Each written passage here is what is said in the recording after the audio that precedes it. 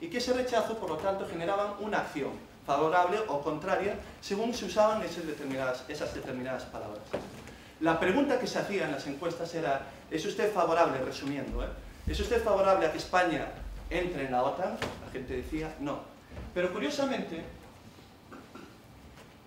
él decidió que en la pregunta se cambiara OTAN por Alianza Atlántica. Así que se hizo campaña y se cambió, en vez de la OTAN, la Alianza Atlántica.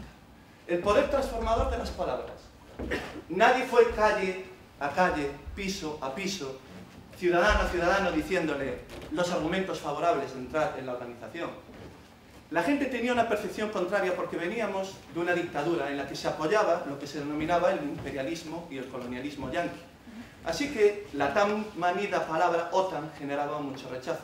Jesús Ibáñez se dio cuenta de que, en cambio, Alianza Atlántica no. Bien, esto es un claro ejemplo. Y ahora estamos en el presente. ¿Alguno de vosotros conoce la obra No pienses en un elefante, de George Lakoff? ¿Alguien la ha leído?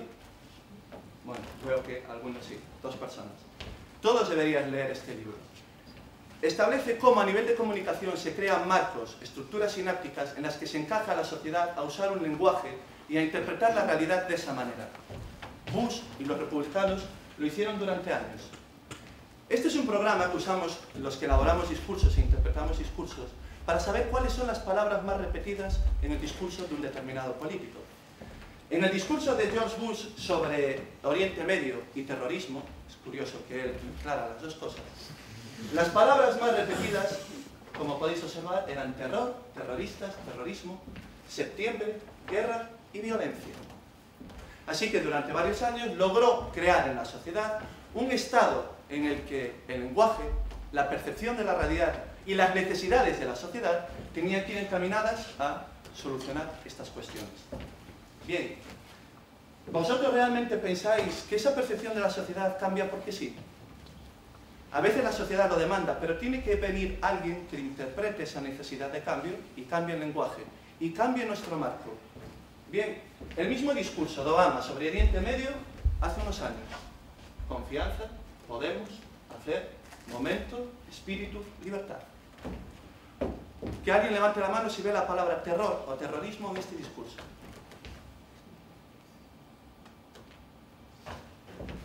Bien, esto está hecho intencionadamente. Esto lo saben. Invierten los grandes grupos de presión de los partidos políticos millones y millones de dólares en analizar con grupos de discusión y encuestas que matemáticamente son increíbles cuál es la percepción de la sociedad ante numerosas palabras y situaciones. E insisto, las palabras son lo que nos permite vertebrar y comunicarnos en esa realidad. Si yo domino las palabras, puedo llegar a dominar la realidad. Y ellos lo saben. Durante varios años los republicanos impusieron en el tablero de ajedrez sus palabras. Terror, terrorismo, violencia, 11S.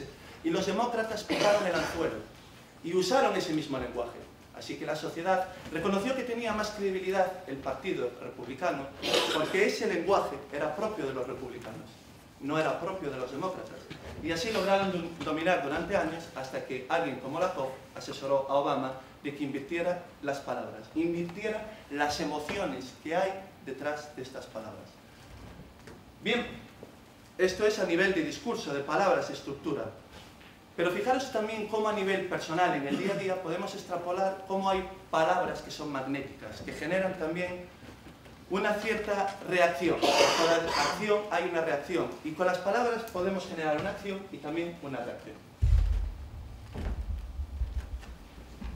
The distinction in this campaign is that I represent real hope for change, a departure from trickle-down economics, a departure from tax and spend economics to invest and grow.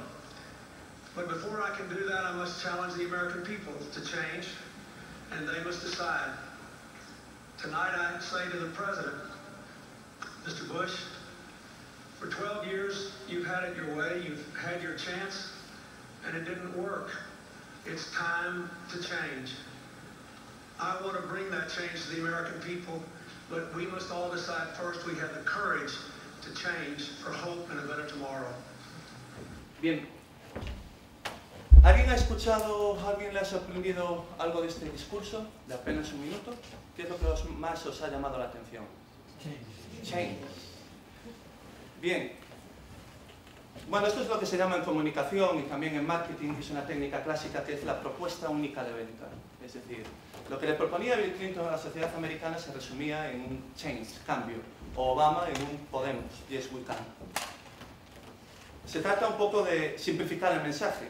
Es verdad, se simplifica el mensaje, pero se usa una palabra magnética, capaz de atrapar la mayor aceptación de la sociedad. Y hay palabras que lo logran. Y el cambio es una palabra que hace precisamente eso. Y si no, fijaros ahora en el siguiente discurso de Bush, en cuanto le dan la palabra para refutar a Bill Clinton. President Bush, 1 minute response. Well, I think one thing that distinguishes this experience, I think we've dramatically changed the world. I'll talk about that a little bit later, but the changes are mind-boggling for world peace. Kids go to bed at night without the same fear of nuclear war. And change for change's sake isn't enough. We saw that message in the late 70s, and we heard a lot about change, and what happened, that misery index went right through the roof. But my economic program, I think, is the kind of change we want. And the way we're going to get it done is we're going to have a brand new Congress. A lot of them are thrown out because of all the scandals. I'll sit down with them, Democrats and Republicans alike, and work for my agenda for American renewal, which represents real change. But I'd say if you had to separate out, I think it's experience at this level. Palabra change que Bill Clinton. Así que imaginaros al americano medio sentado en el sofá, viendo el debate, con una cerveza al lado y una hamburguesa al otro, y de repente escucha a Bill Clinton, cambio, cambio, cambio, cambio, me ha quedado claro, cambio. Así que luego le toca a Bush, y este americano medio, sentado en el sofá, escucha a Bush, cambio, cambio, cambio, aquí pasa algo. ¿Cómo es posible que alguien que está en el gobierno, y que precisamente el cambio es para cambiar a quien está en el gobierno, de repente entra a trapo de la palabra cambio, cambio, cambio? Así que, si el cambio es tan importante, ¿quién me puede ofrecer el cambio? ¿El realmente dueño de esa palabra? ¿O el que intenta ser más papista que el Papa y ofrecerme más cambio que el legítimo dueño de la palabra cambio?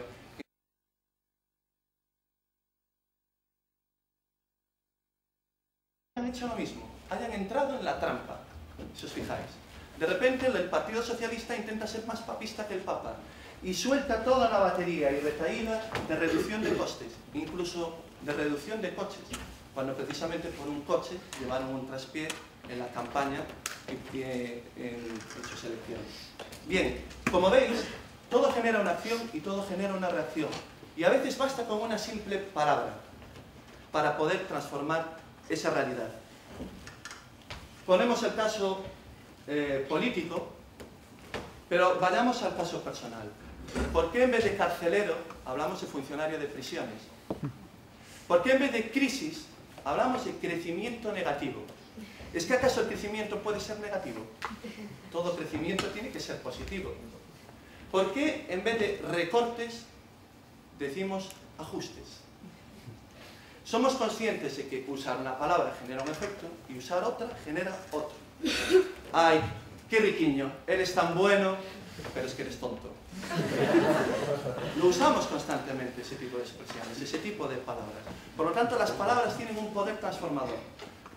Así que, como último consejo, y esto abriría una serie de, si me invitan para otro foro TED, de explicación de técnicas de persuasión, os recomiendo que en el día a día analicéis qué palabras usáis con gente y podréis comprender seguramente el porqué de determinadas reacciones de las personas que os rodean. Así que mi último consejo, en vez de usar tanto la primera persona de singular, usad la primera persona de plural. Cuando intentéis convencer a alguien, metedlo en vuestro marco, en vuestra descripción de la realidad. Haced que él se imagine lo que estáis diciendo, siendo partícipe de lo que le decís. No imaginándose él lo que le describís como yo sujeto te estoy contando esto. No, nosotros juntos vamos a hacer esto. Es increíble el poder transformador de la primera persona de plural. Es un consejo que os mando en ese sentido. Y que por favor, de verdad, os lo suplico, no penséis en un elefante. Muchas gracias.